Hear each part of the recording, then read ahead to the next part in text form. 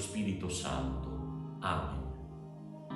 Altissimo, onnipotente, buon Signore, Tue son le lodi, la gloria, l'onore ed ogni benedizione, che a Te solo e al Tuo nome altissimo possiamo elevare, e nessun uomo può credersi degno di poterti nominare. Laudato sii, Signore, con tutte le Tue creature, specialmente per frate Sole così bello e radioso, con la sua luce illumini il giorno ed illumini noi, e con grande splendore ci parla di Te, Signore. Lodate e benedite il Signore, ringraziatelo e servitelo con grande umiltà. Lodate, benedite il Signore con grande umiltà, ringraziatelo e servitelo.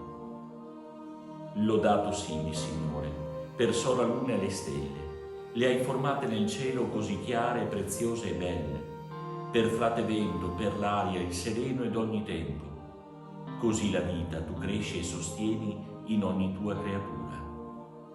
Laudato sii, Signore, per sora acqua così preziosa, per frate fuoco giocoso e potente che ci illumina la notte. Laudato sii, Signore, per sora nostra madre la terra, ci sostiene, governa e ci dona fiori, frutti ed erba. Laudato sii, Signore, per quelli che per il tuo amore perdonano e sopportano in pace ogni persecuzione, che sora morte ha trovato viventi nella tua volontà. Da te, Altissimo, un giorno saranno incoronati. Lodate e benedite il Signore, ringraziatelo e servitelo con grande umiltà. Cari amici, iniziamo questa nostra settimana in compagnia di San Francesco. Oggi la Chiesa ne celebra la festa ed è proprio bello poter fare memoria di questo santo che è stato un giovane, è stato un uomo, ma soprattutto è stato un grande amico di Dio. Conosciamo, credo, tutti la storia di San Francesco. Magari in questi giorni gli insegnanti di religione potranno anche raccontarvela, ricordarvela. Una storia di un ragazzo normale che cresce in una famiglia agiata nell'Assisi del 1200.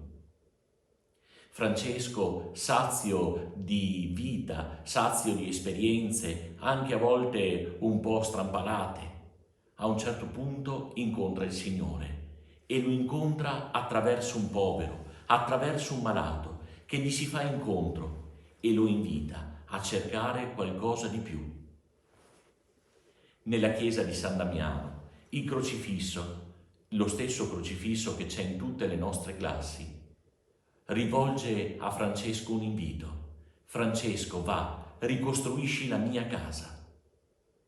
E Francesco, rispondendo a questo invito, si assume la responsabilità di ricostruire non una semplice chiesetta, quella di San Damiano, ma la chiesa intera, chiamando a conversione i peccatori, invitando il popolo di Dio a ritornare al Signore, proprio come i grandi profeti di un tempo. Francesco, in povertà ed umiltà, cerca il Vangelo, ama il Vangelo e lo predica, anche attraverso segni molto semplici, come il presepe che immagina e realizza a Greggio per la prima volta.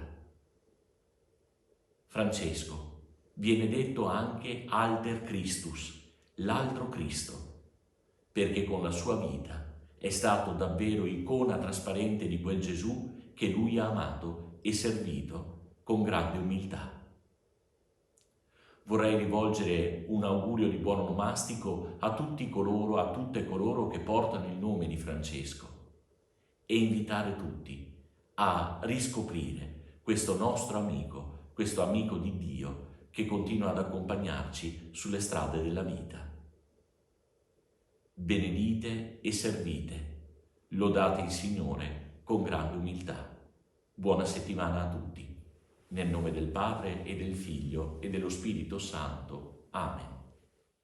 Lodate, benedite il Signore, ringraziate e servite.